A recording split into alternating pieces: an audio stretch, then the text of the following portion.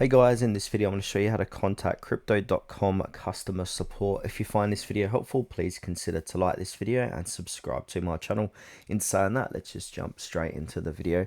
Okay, so the best way is to head on over to crypto.com. Now from here we need to go to the website footer. So if you're on a mobile, you can follow on along still. So open up a web browser, go to crypto.com, head to the footer, and then where it says company, we want to go ahead and click on about us. Then scroll down again and you're going to find some contacts here. So keep scrolling down, then it'll say contact us. So to get in touch, we can go ahead and click on start chat, or we've got some options here. We can use that email. I've also got press if you got press. Now, if you want to go ahead and get a direct email, there's a good site called pissconsumer.com, and then get into pissconsumer.com where it says research company, type in crypto.com.